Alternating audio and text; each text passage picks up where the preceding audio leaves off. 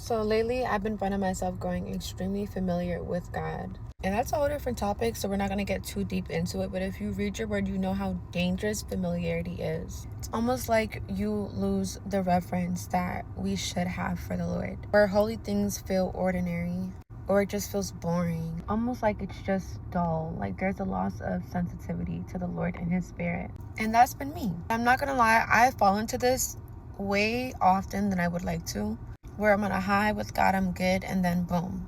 And I always find myself asking God, how do I get out of this? And He gives me the same answer every time. There's two things: intimacy and fixation on eternity.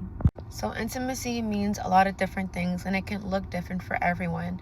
But summing it up, it's just making sure that you're spending quality time with God. If you have someone who's important to you, a boyfriend or a girlfriend, whatever it is, just like you make quality time to spend with them, to talk to them, to be with them, do things that you know that they would appreciate. It's the same thing with God. How can you further your relationship with someone and keep the love for them, the enjoyment of them, if you spend and you make no time for them or with them? For me, that looks like sitting in the quiet place and cutting out noise and distractions. For someone else, it could be going on a walk.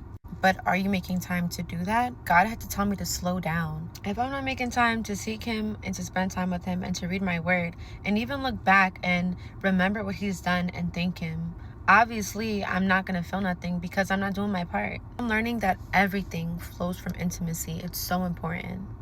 The second thing, eternal fixation. It works in two ways. Let's say you're going through a trial, a tribulation, things are hard. That fixation on eternity is what helps you keep going through the mud, knowing that your last destination is not earth, but it's heaven with the Father. And your faith in Him, knowing that this is not the end, is what helps you to keep going, knowing that there's a way more than just this life that we're living. Or let's say everything is great and you have a lot going on for yourself, but you get lost in the blessings and they now become distractions. And I found myself doing that, getting lost in the blessings.